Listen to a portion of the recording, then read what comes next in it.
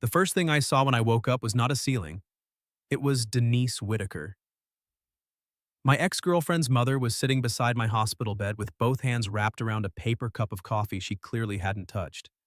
Her eyes were swollen. Her cardigan was buttoned wrong. And when she realized I was awake, she looked relieved for exactly half a second before guilt took over her whole face. That was how I knew something was wrong. Not regular wrong either. Not you totaled your truck wrong or your insurance deductible is going to make you religious wrong. This was the kind of wrong people carry in their mouths because they're afraid one word will break the room. Graham, she whispered. I tried to answer, but my throat felt like I'd swallowed sandpaper and a handful of pennies. Denise jumped up and reached for the little plastic cup with the bendy straw on my bedside table. Slow, just a sip.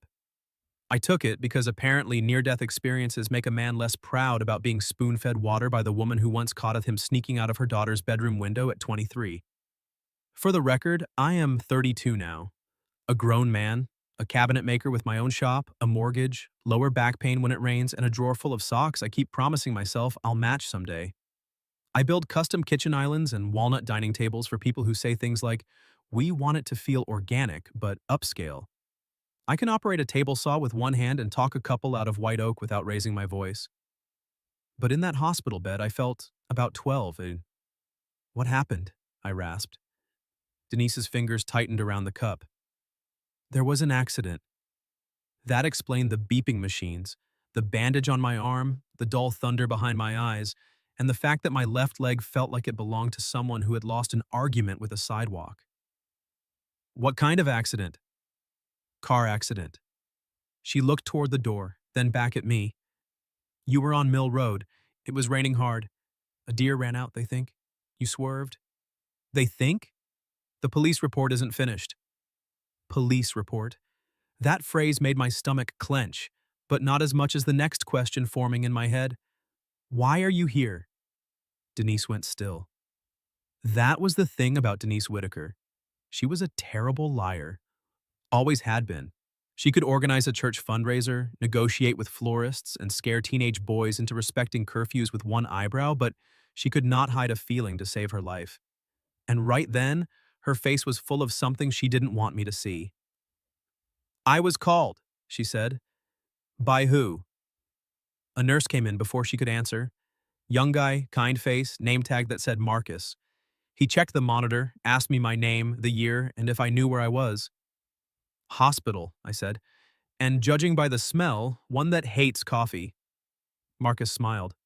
Good. Sense of humor intact. Depends who you ask. He asked me about pain. I told him the truth, which was that everything hurt except my pride because my pride had apparently fled the scene. After he left, Denise sat back down slowly. I studied her. My parents? On a flight from Phoenix. Your sister's driving from Dayton. So again, I said, why are you here? Her eyes filled. And just like that, the room changed. The machines kept beeping. Rain tapped the window. Somewhere down the hall, someone laughed too loud at something that wasn't funny enough. But Denise looked at me like I was a door she was afraid to open. Graham, she said, there are things you may not remember yet. I swallowed. That's comforting. You had a concussion. The doctor said the last few hours before the crash might be blurry. The last thing I remembered was standing in my shop around 5:30, sanding the edge of a maple tabletop, listening to an old Springsteen song because apparently I enjoy feeling divorced even though I've never been married. Then my phone buzzed. A text. Lila. Just her name on my screen had made my chest do that stupid familiar thing, like a dog hearing a car in the driveway. Lila Whitaker and I had been broken up for almost 2 years. Not because we stopped loving each other, that would have been cleaner. We broke up because she wanted a life that moved forward, and I had become very good at standing still. She got offered a position coordinating a pediatric therapy program in another city. I told her she should take it. She told me she didn't want permission. She wanted me to ask her to stay. I didn't. That was the short version. The longer version made me look worse. I remembered her text now, or part of it. Can we talk tonight? That was all. My heart thudded hard enough to make the monitor notice. Denise saw my face. You remember? Lila texted me. She nodded, but her mouth trembled. Was she in the accident? Denise looked away. Cold spread through me faster than the IV drip. Denise. She's alive. I let out a breath that hurt my ribs. She's alive, Denise said again, like she needed to hear it too. She's here. Here as in the hospital? Yes. Is she hurt? A little. Not like you. Denise reached for my hand, then seemed to remember we weren't actually family anymore and pulled back. That tiny hesitation cut deeper than I expected. For almost 4 years, Denise had treated me like a son she didn't have to raise. Sunday dinners, birthday pies, Christmas stockings with my name stitched crooked because she'd done it herself. After the breakup, I'd missed Lila like losing air. But I'd missed Denise's kitchen too. I'd missed belonging somewhere. The door opened, and there she was. Lila Whitaker stood in the doorway in a navy raincoat over hospital scrubs, her dark blonde hair twisted into a messy knot, a white bandage wrapped around her wrist. She looked tired and furious and beautiful in a way that made my chest ache worse than the accident. For a second, neither of us spoke. Her eyes moved over my face, my arm, the wires, the brace on my leg. She tried to look calm, but her chin did one small, dangerous wobble. Then she lifted a paper bag. I brought you a muffin, she said. But now that you're conscious, I'm reconsidering. You look like a man who might use baked goods irresponsibly. I stared at her. Of course, that was the first thing she said. Not, I'm glad you're alive. Not, you scared me. Not, I have been standing outside this door trying not to cry. A muffin insult. God help me, I smiled. It hurt. Blueberry? I asked. Bran. Then I'm glad I survived so I can reject it in person. Her mouth softened, just barely. Denise made a sound that was half laugh, half sob. Lila stepped closer to the bed. How's your head? Full of questions.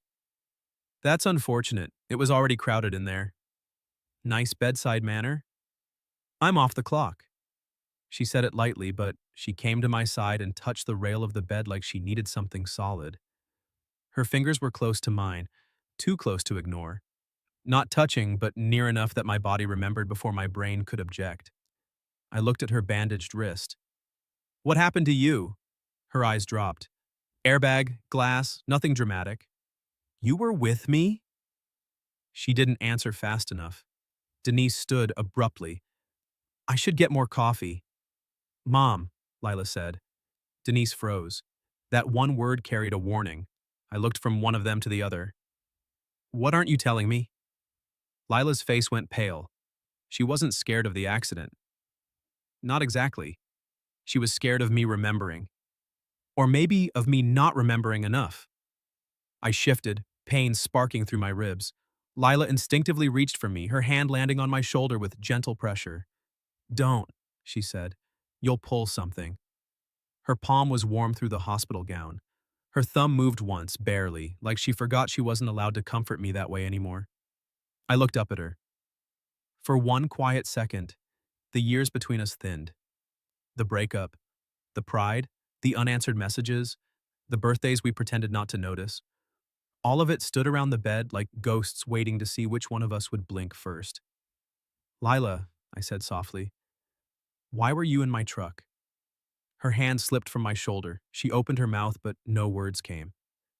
Denise closed her eyes. Then my ex's mother whispered the secret she'd been trying not to spill since the moment I woke up. Because you were taking her to dinner, Graham, she said. You asked my daughter to give you one last chance. For a moment, I thought the concussion had rearranged English. You were taking her to dinner, Graham. You asked my daughter to give you one last chance. The words landed softly. They still knocked the air out of me. I looked at Lila. I did? Her face did something painful then. Half hope, half hurt, both quickly hidden. That's the part you don't remember? She asked. I remember your text.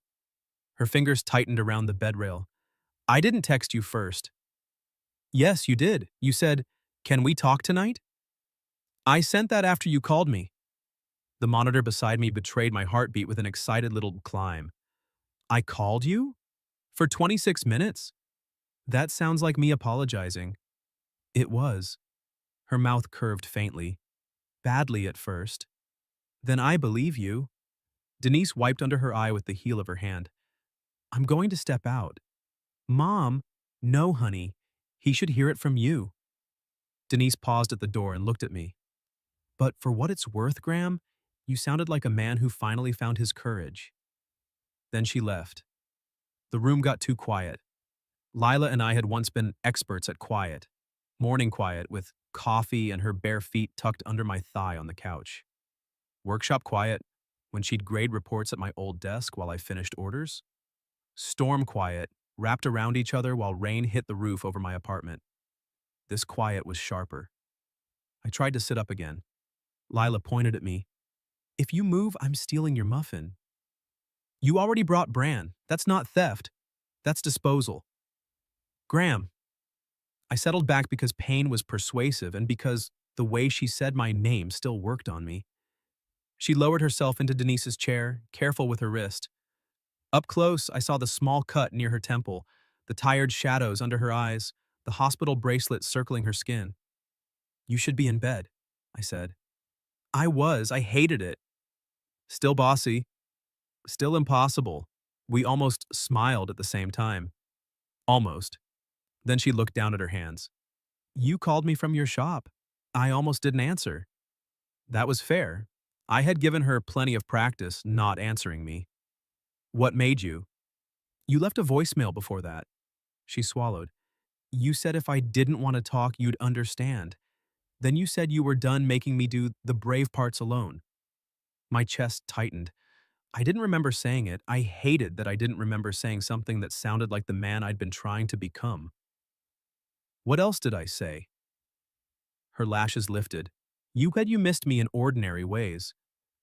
That hit deeper than dramatic would have. I said that? You said you missed my shampoo in your bathroom, my terrible parking, and the way I pretend not to watch competition baking shows while knowing everyone's backstory. That last one is true. I do not know everyone's backstory. Lila, you once cried because a man named Paul underproofed his focaccia after mentioning his grandmother? She raised him. She was in one sentence. Her lips trembled into a real smile, and for one bright second, there she was. My Lila. The woman who labeled leftovers with threats. The woman who danced badly to Motown while making pancakes. The woman who had once kissed sawdust off my jaw and told me I smelled like a forest with commitment issues. Then the smile faded. You asked if I would have dinner with you, she said. Not to fix everything. Just to start. And you said yes? She stared at me as if I had just asked whether the sun was local. I said yes. The heart monitor chirped again. She glanced at it. Subtle. I'm injured. I have no control over my flirting equipment. That got a laugh out of her, a small one. But it was real, and I wanted to keep it. I wanted to gather it carefully, like a fragile thing I had been trusted with. Where were we going? I asked. Rossetti's, I groaned. I really was serious. You hate Rossetti's. They put microgreens on lasagna. You said you were evolving. That doesn't sound like me. You also said you'd wear the blue shirt I like. I looked down at the hospital gown. How'd I do? Honestly, the backless look is bold. Date 2, I'll try pants. Silence followed that. Date 2. I hadn't meant to say it like a promise, but once it was out, I wanted it to be 1. Lila's eyes searched mine. You don't even remember date 1. I remember wanting 1. That's not the same. No, I said, but I'm awake now. Her breath caught. I reached across the small space between us. It pulled something in my ribs, but I didn't care. I turned my palm up on the blanket. An invitation, not a demand. Lila looked at my hand for a long time. Then she placed her fingers in mine. Careful, warm, familiar enough to hurt. My thumb moved over her knuckles, avoiding the taped spot near her wrist. I'm sorry, I said. Her eyes shone immediately, and that nearly broke me. You don't have to do this while drugged. I'm not drugged enough to be smart, apparently. Graham, I'm sorry I let you leave thinking you were the only one who wanted us. I'm sorry I acted like supporting your future meant removing myself from it. I thought I was being noble. You were being an idiot. I know. A very convincing idiot. I had range. She laughed through a tear and I held her hand a little tighter.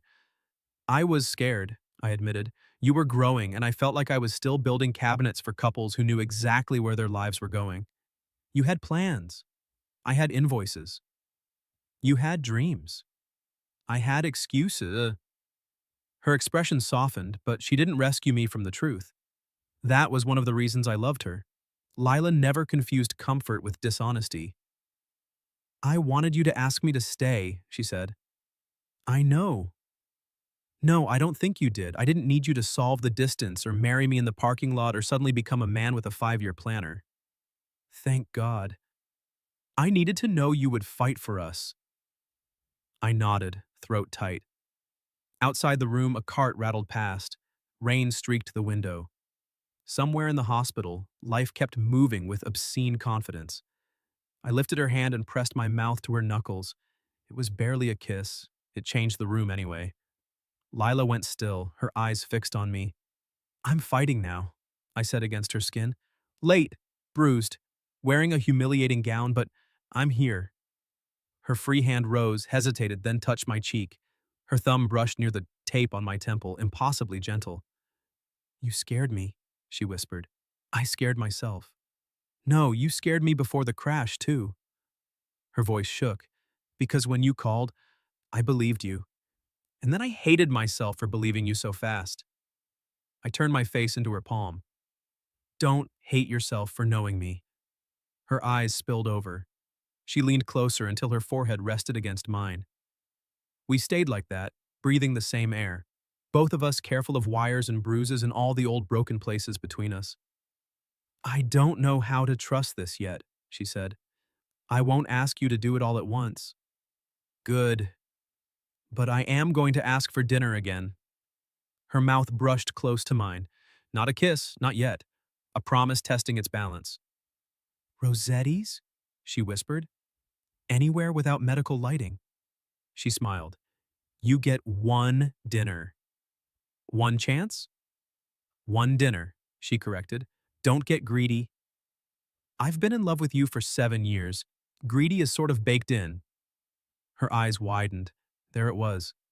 Not hidden behind jokes, not delayed by pride, not trapped in a voicemail I couldn't remember. Lila looked at me like the whole world had gone quiet just to hear what came next. You never said that before, she whispered. I know. The door opened before I could say more. Marcus the nurse stepped in, saw our joined hands, and made a heroic attempt not to smile. Sorry to interrupt. Detective Alvarez is here to ask a few questions about the accident. Lila pulled back, but she didn't let go of my hand. Detective. Accident. Questions. The words brought a chill with them, but Lila's fingers stayed threaded through mine and I held on like I had finally learned what not to let leave. Detective Alvarez was a compact woman with silver at her temples and shoes that made no sound when she entered. That unsettled me more than the badge. Lila's hand was still in mine.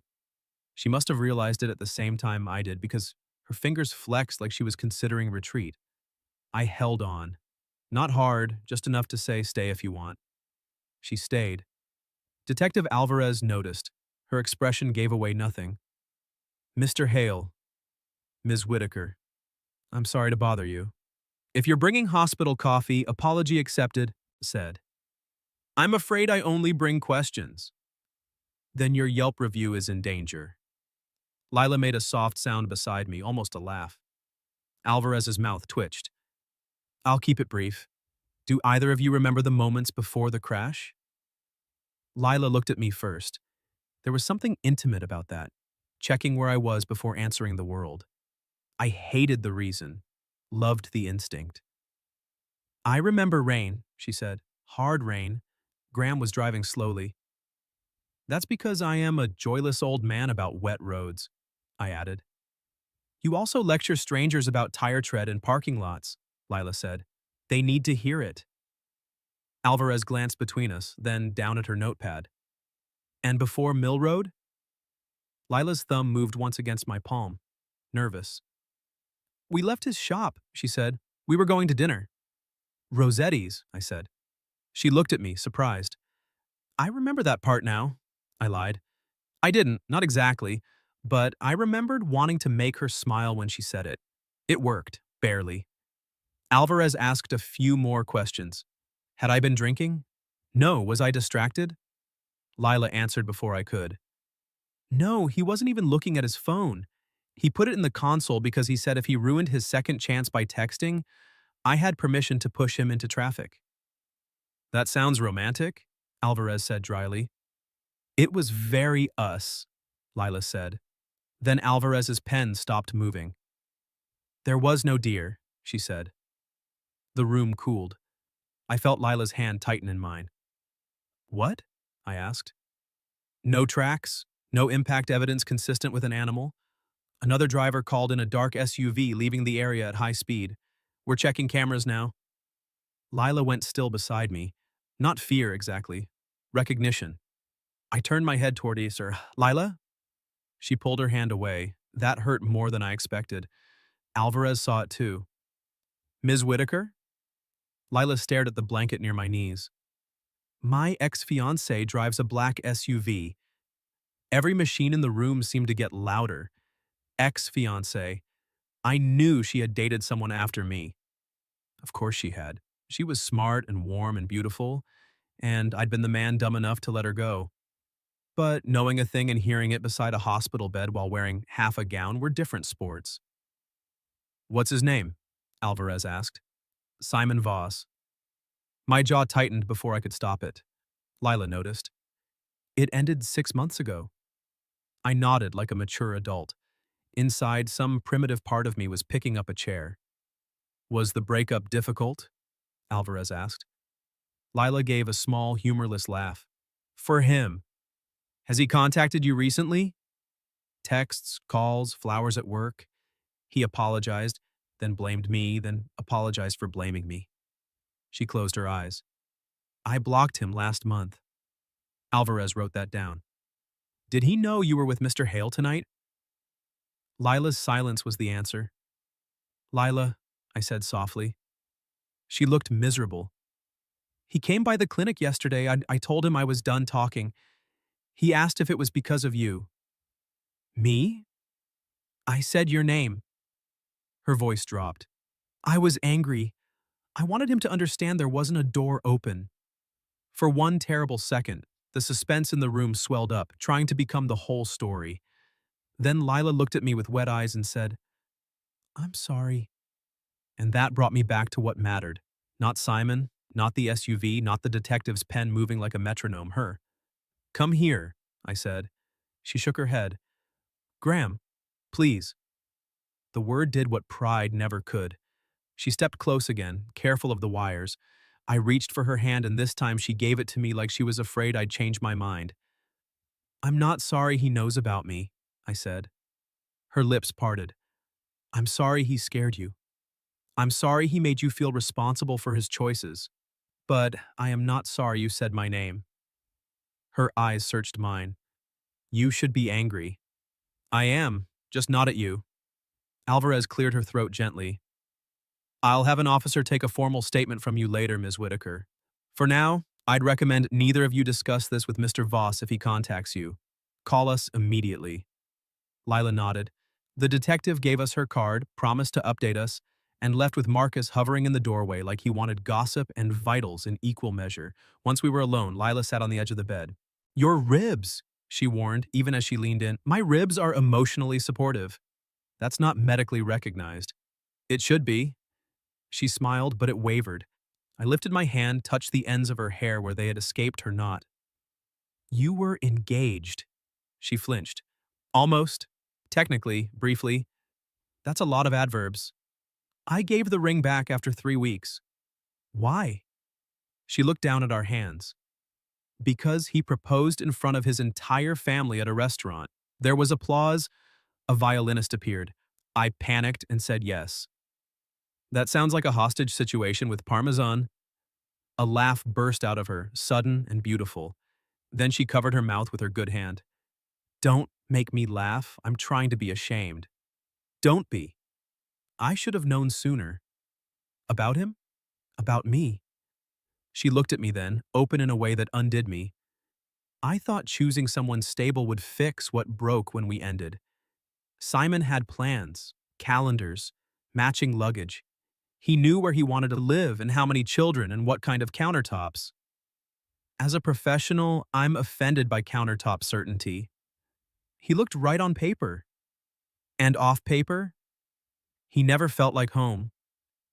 The words entered me quietly and stayed. I brushed my thumb over hers. And I did? Lila's eyes filled again, but this time she didn't look away. You still do, she whispered. There are moments in life a man should be smooth. I was not. I made a sound somewhere between a breath and a confession, and then I tugged her closer until she leaned over me, one hand braced near my shoulder. Careful, she murmured. I am being careful. Extremely careful. Historic levels of careful. With your stitches? With you. That stopped her. The space between us shrank. Her gaze dropped to my mouth and every bruise in my body went quiet. Graham, she whispered, and it was warning, question, and yes all at once. I let her choose. She chose. Lila kissed me softly, barely more than pressure because of the split in my lip in the hospital bed and 2 years of hurt sitting between us. But she kissed me, and I felt it everywhere. When she pulled back, her forehead rested against mine again. Her breath shook. That was reckless, she said. That was the safest thing I've done in years. She laughed under her breath. You're concussed. I was in love before the head injury. Her fingers curled lightly in my gown near my shoulder. Say it again. I'm concussed? Graham, I smiled, then sobered because she deserved the clean truth. I love you, Lila Whitaker. I loved you badly before. Quietly. Cowardly. I'm trying not to do that anymore. She closed her eyes. When she opened them, the softness there nearly flattened me. I love you too, she said. I'm angry at you and I don't trust you completely and I love you anyway. I'll take the package. It comes with conditions. I assumed there would be a spreadsheet. First condition, she said, touching my cheek. No disappearing when it gets hard. Agreed. Second, you come to therapy. I blinked. Like couples therapy? Eventually. Also maybe individual. You have the emotional communication skills of a locked toolbox. That is hurtful to toolboxes. Third, she whispered and her voice got smaller. You don't get to ask for one last chance and then make me be the only brave one again. I covered her hand with mine. I won't. For a while, we stayed like that.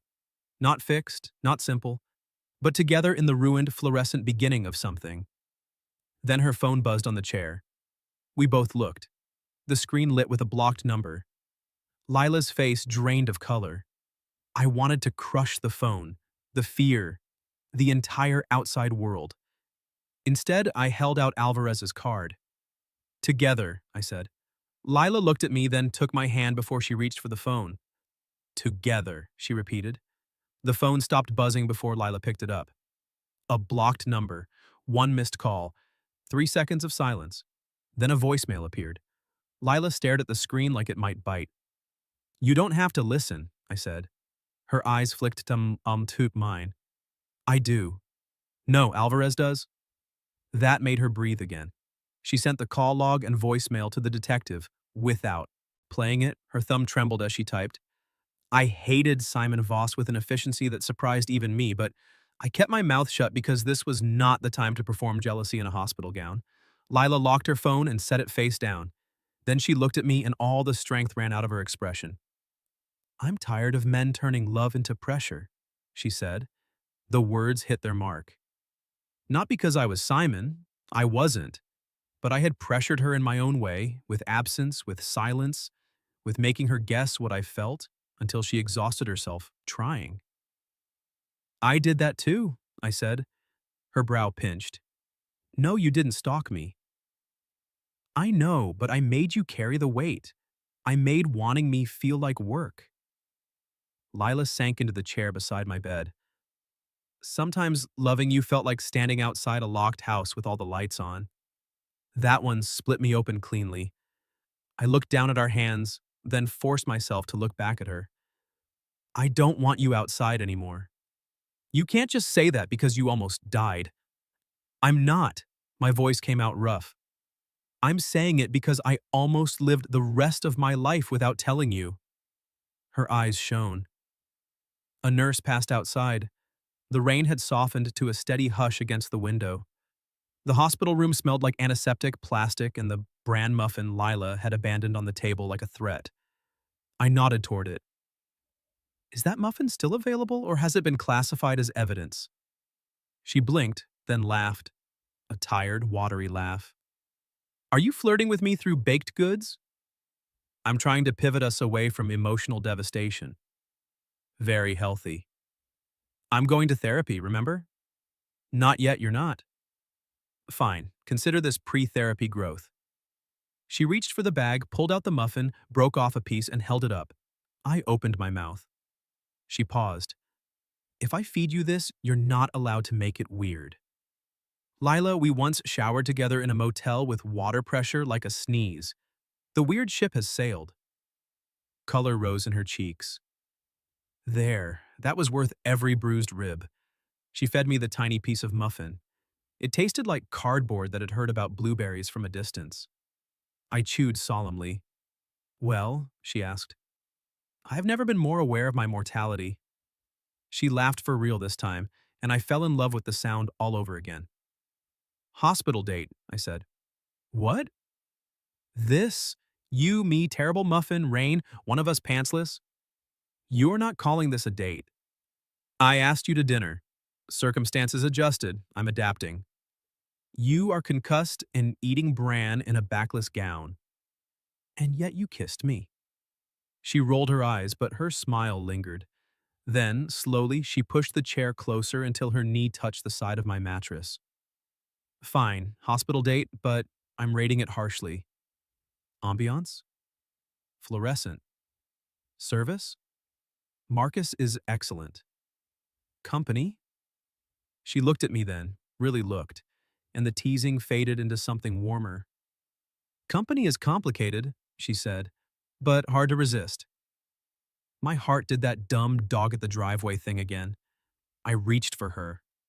She came willingly this time, leaning close enough that I could smell rain in her hair and the faint citrus soap she always used.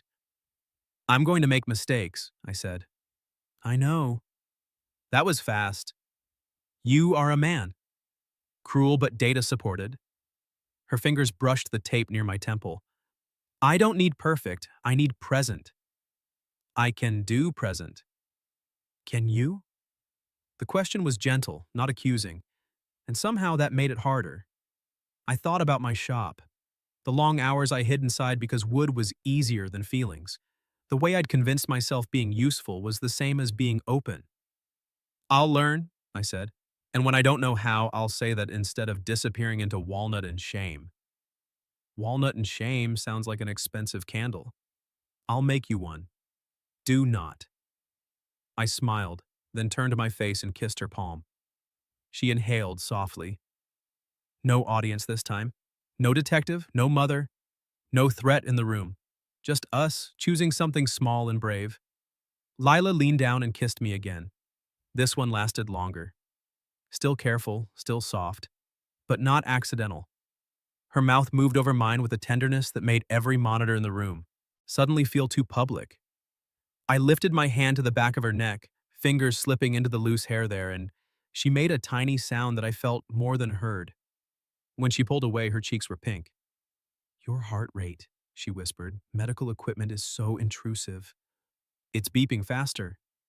That is your fault. She touched her forehead to mine. Good. One word, wicked and pleased. I groaned. You can't flirt like that while I'm immobilized. I can, it's safer. I'm filing a complaint. With Marcus? With God? She laughed against my cheek, and for a few minutes the world narrowed to her hand in mine, her breath near my mouth, the miracle of her not leaving. Eventually her phone buzzed again. This time it was a text from Detective Alvarez. Lila read it aloud. "We have the voicemail. Do not respond. Officer stationed near your floor until we locate Voss." A hard knot formed in my stomach, but I did what I'd promised myself. I didn't make fear the main thing. I lifted Lila's hand back to my mouth and kissed each knuckle, slow enough that her attention returned to me. "Hey," I said, "look at me." She did. "We're on a date, remember? No other men allowed." Her lips twitched. "Possessive? Only of the reservation." "This date has no reservation." "Exactly, it's exclusive." She studied me, and I saw the fear loosen its grip by one finger. "Tell me something ordinary," she said. "Ordinary? I need ordinary." I nodded. "Mrs. Hanley's island is almost done." She changed her mind about the drawer pulls for the fourth time. "Brass? Black iron now." "Bold. Reckless. Also, my sister's going to cry when she sees you." "Because she missed me?" "Because she bet $20 I'd never get my head out of my ass." Lila's laugh softened. "Smart woman." "She asked about you every Christmas." Her smile faded into something aching. "I missed your family." "They missed you." "I missed your house too," she admitted. "The crooked porch step, the blue mug with the chip, your ridiculous record collection. You can see it again." Her eyes lifted. I didn't rush to fill the silence, that was new for me. I let the invitation sit there, open and imperfect. "I'd like that," she said. A clear step, small, but real. The door opened, and Denise peeked in carrying 2 coffees. She saw Lila bent close to me, our hands tangled together, and stopped. "Oh," she said. Lila straightened, but she didn't let go. Denise's eyes filled immediately. "Oh, thank God." "Mom," Lila warned, embarrassed, "I'm not saying anything." "You are crying silently." "That is different." I cleared my throat. "Denise, if you're taking orders, this hospital date could use dessert that isn't made of tree bark." She looked at the bran muffin, then at her daughter. "You brought him bran?" "He deserved humility." Denise handed her a coffee and smiled at me over the rim of the other cup. "For what it's worth, Graham, when you called me before picking her up, you asked what flowers she liked now." Lila turned to me. "You called my mother?" "I don't remember, but that sounds terrifying." "You asked," Denise said softly, "because you said you didn't want to love the memory of her. You wanted to learn the woman she'd become." Lila went very still. My throat tightened. "I said that?" Denise nodded. Lila looked down at me, all the teasing gone. Slowly, she leaned in and pressed a kiss to my forehead, just above the bandage. "That," she whispered, "gets you a second date." Before I could answer, my room phone rang. All 3 of us froze. Not Lila's cell, the hospital phone. Denise's face changed as she looked at the display. No number, just the front desk extension. The room phone kept ringing. Once, twice. Lila's hand found mine. Denise set the coffees down with the careful precision of a woman trying not to panic. "Don't answer it." "I wasn't planning to host a conference call," I said, but my voice had lost its humor. Marcus appeared in the doorway almost immediately, one hand on the frame. "Everyone okay?" The phone rang again. "Front desk says a man called asking for Mr. Hale's room," Marcus said. Wouldn't give his name. They didn't transfer him, but somehow this line started ringing. Lila's face went white. I squeezed her fingers. "Hey, eyes on me." She looked at me. There were 100 things I wanted to do. Rip the phone from the wall, stand between her and every bad thing, prove I could protect what I'd once failed to keep. But love wasn't volume. It wasn't making myself the biggest thing in the room. So I stayed still, held her hand and asked, "What do you want to do?" Her breath shook. Then her shoulders straightened. "I want to let the police handle Simon," she said. "And I want to stop letting him steal every room I'm in." Marcus nodded. unplugged the phone from the wall, and said he'd call security. Just like that, the ringing stopped. The silence afterward felt enormous. Lila stared at the dead phone, then laughed once. Not because it was funny, because sometimes your body chooses the wrong door when fear tries to leave. Denise wrapped an arm around her. Sweetheart. I'm okay, Lila said, and then looked at me. I think I'm actually okay. You look very heroic, I told her. I'm wearing coffee on my sleeve. Battle damage? A uniformed officer arrived 10 minutes later. Detective Alvarez followed not long after. They had found Simon Voss 3 blocks from the hospital, sitting in his SUV in a loading zone with my room number written on the back of a receipt. He denied being on Mill Road. Then they found paint transfer on his bumper. That part should have felt satisfying. Maybe it would later. In that moment, all I felt was Lila's hand trembling in mine as Alvarez explained they were taking him in for questioning. When the detective left, Lila turned to me and said, I don't want him to be the story of tonight. He isn't. No? No. I lifted her hand carefully because every part of me still hurt. Tonight is the night you agreed to have dinner with me twice. Her mouth curved. Once in theory, once in a hospital. That counts as 2. You're padding your numbers. I'm a businessman. You build tables. And relationships, apparently. She tried not to smile and failed. Denise made a noise into her coffee that sounded suspiciously like a sob dressed up as a cough. Mom, Lila said, I'm fine. You're crying into decaf. I said I'm fine. My parents arrived near midnight, sunburned from Arizona and terrified in the way parents are when their adult child becomes breakable again. My sister Tessa showed up an hour after that with mascara under both eyes and a grocery bag full of snacks because she didn't trust hospitals with joy. She took one look at Lila holding my hand and burst into tears. Then she pointed at me. You owe me $20. Lila laughed so hard she had to sit down. That was how I knew we were going to survive. Not because Simon was arrested, not because the accident was over, because laughter came back into the room and found a place to sit beside us. I spent 3 days in the hospital. Lila spent most of them in the chair next to my bed, grading paperwork, stealing my pudding, and pretending not to watch me sleep. You snore when you're medicated, she said on the second morning. You stare at men who snore. Clinical observation. Romantic obsession. In your dreams, Hale. Frequently, Whitaker. She blushed every time I used her last name like that. So naturally, I did it often. On the day they discharged me, I expected Lila to drive me home, drop me off, and retreat to the safe distance she had every right to keep. Instead, she stood in my living room, looked at the crooked porch step, the chipped blue mug by the sink, the record collection against the wall, and whispered, I missed this. I set my crutches aside and leaned against the counter. You can come back slow. She turned to me. I don't want slow because I'm scared. I want slow because we're doing it right. I nodded. Then slow it is. She stepped close, careful of my ribs, and slid her arms around my waist. That first hug in my house nearly undid me. No hospital monitors, no detective, no blocked numbers. Just Lila holding me in the place I'd once let become too quiet. I love you, she said into my chest. I kissed the top of her head.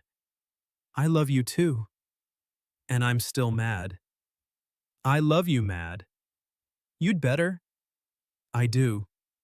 She lifted her face and I kissed her in my kitchen with my crutches propped against the cabinets and rain tapping gently against the windows again. But this time, rain didn't feel like warning. It felt like washing something clean. 6 months later, we finally made it to Rossetti's.